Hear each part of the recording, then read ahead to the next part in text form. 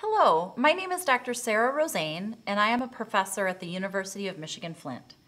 One of my specialties is the impact of media on young children.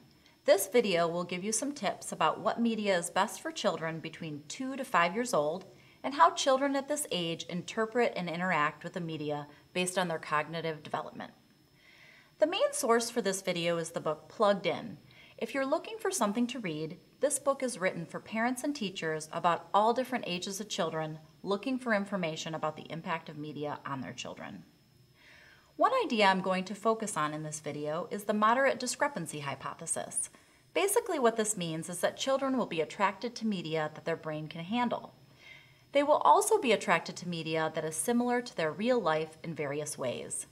The idea is that children are attracted to media that only moderately is different from their real life and developmental level. They don't like to go outside of these bounds typically. I will cover 3 different things in this video: the cognitive development of the child at this age, the general research findings about media impacts on this age group, and recommendations for their media use. First, let's start with the cognitive development of the child at this age. During this age, children start to develop at a fast rate. For example, they go from knowing 200 words at 2 years old to 10,000 words at 6 years old. They also start to be very interested in storylines, and especially stories they can relate to and are similar to their own life. But they are going to have a lot of questions about these stories because they can't tie cause to effect. They do not know the operations of things. They can't quite piece the story together yet, so they need a lot of support. They do develop the ability to know the difference between pretend and reality, especially during their play, but are easily swayed. However, everything to them is possible. The laws of logic do not apply. Second, what is the impact of the media on this age group? Children at this age like slow-paced programming where it's easy to follow the storyline. They also like repetition quite a bit, and since it's repeated, it's easier for them to follow the story. Stories that are familiar to them or are similar to their own life are good to find, which is similar to the moderate discrepancy hypothesis, because they gravitate towards storylines they understand and can handle. Even though children can distinguish between pretend and reality in their real-life play, identifying what is pretend and real in fiction is harder. When they are playing, they are in control, but they are not in control of the media. They don't have the ability until about 7 or 8 years old to know the difference between fantasy and reality in the media. They also don't understand cinematic tricks because they still need support understanding cause and effect. What ends up happening is they focus little on what characters are doing and why, and focus on one striking thing on the screen that is an object, product, or person right in front of them. Therefore, things that look scary on the screen are really frightening, even if the storyline suggests that the character is not scary. They will tend to focus on different striking features each time they repeat watching a story, which can be good or bad depending on what that striking feature looks like. One good element is that repetition isn't boring because they are always seeing something new. Third, what are recommendations for media use? Reducing screen time is important and recommended, and having several activities for children to pick from in the home that are not media can make this easier.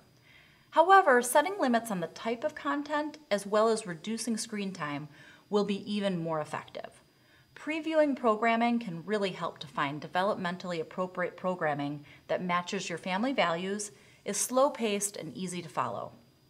And you only need to find a few options because they like repetitious material. Also, your involvement in the media experience is important. Watching media or playing media with your child can be very effective to learn what the show or game is about, how they react to it, and what questions they have. One strategy a lot of parents use is to say, "It's not real," or "Don't be scared." This isn't a bad thing to do, but it might not work because children in this age range don't know the difference between fantasy and reality in the media, and they can't follow the storyline. So even if the story has a good message in the end, they can't anticipate that. Again, previewing can really help because you know whether it's inappropriate and can avoid showing it to your child. You can fast forward through one part and they won't care because they can't follow the storyline anyway. For example, shows like Mickey Mouse Clubhouse are appropriate for this age range. The characters are enticing because they're popular and it's colorful. It's also slow-paced. There are stories involved, but they are pretty easy to follow, and there tends not to be any frightening content. Caillou is great because he is a child. They can relate to him. He does things that are familiar to them, like going to the dentist, needing to get ready for bed, and he even whines. It's very slow-paced, but fits into the moderate discrepancy hypothesis because the story is so familiar to this age group. Additionally, children can be quite afraid of striking features. For example, the scene from Finding Nemo where the big shark shows his teeth suggests that the viewer should not be afraid of the shark because he is trying not to eat fish. But the child focuses in on those teeth because they are such a striking feature on this camera. Now, if you don't want to avoid seeing the movie, this is a good scene to fast forward. Trolls in general is a delight of a movie. The characters are adorable, it has lots of singing and dancing. However, if you still want to go see the movie, it's good to do some research and know if a frightening, striking character like the chef troll is going to appear. That way, when the scene appears, you can go to the bathroom or get a snack. The child won't care that they don't see it because they can't quite piece together everything in the story and they avoid seeing the scary thing. Finally, there are some really good tools online to help with planning your media use in the home. One is Common Sense Media. This website covers television, movies, and video games, and they give you a description of the show, game, or movie, what age it's appropriate for, and several elements to evaluate whether it's appropriate for their development and your own family values, like the level of positive messages, violence, and vulgar language. It makes it a little easier to know what to expect out of the media before you buy it, go to the movie theater, or let your child watch it on their own. Additionally, the American Academy of Pediatrics developed a family media plan, which is easy to use and useful. You can develop a media plan that you tailor to your own family and can post in your house.